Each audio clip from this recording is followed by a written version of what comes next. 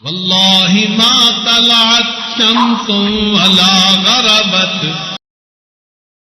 جب بندے کے اوپر کوئی بلا اور مصیبت آتی ہے وہ اس پر خوش ہوتا ہے پروردگار عالم مجھ سے راضی ہیں، کیونکہ حدیث مبارکہ میں آتا ہے خوشیاں اللہ رب العزت کے سامنے ہاتھ باندھ کے روزانہ کھڑی ہوتی ہیں، اے اللہ ہمارے لیے فیصلہ کیجئے.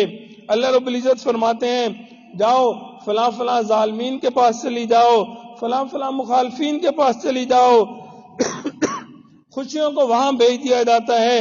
اس کے بعد فاقے پریشانیاں غم وغیرہ رہ جاتے ہیں. اللہ رب العزت فرماتے ہیں اچھا تم میرے پیاروں کے پاس چلے جاؤ.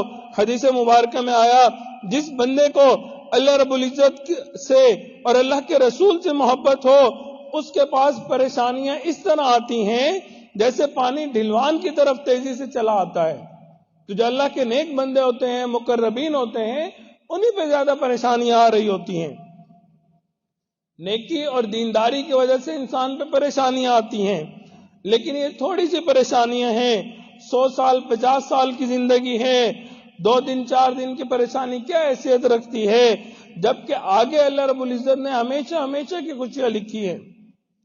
جو انسان کو پریشانی آتی ہے اس پہ اللہ رب العزت اتنا اجر اور بدلہ عطا فرماتے ہیں کہ انسان کے جنت میں درجے بڑھنے شروع ہو جاتے ہیں.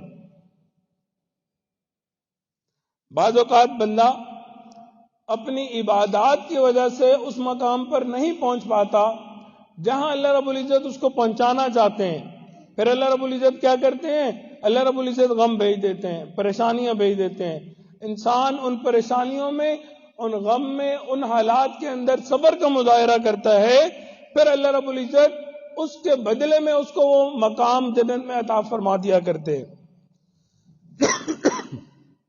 چنانچہ روایات میں آیا ہے جب کوئی بیمار آدمی صحت یاب ہوتا ہے اللہ رب العزت اس کو گناہوں سے ایسے پاک کرتے ہیں جیسے اس دن پاک تھا جس دن اس کی ماں نے اس کو جنم دیا تھا.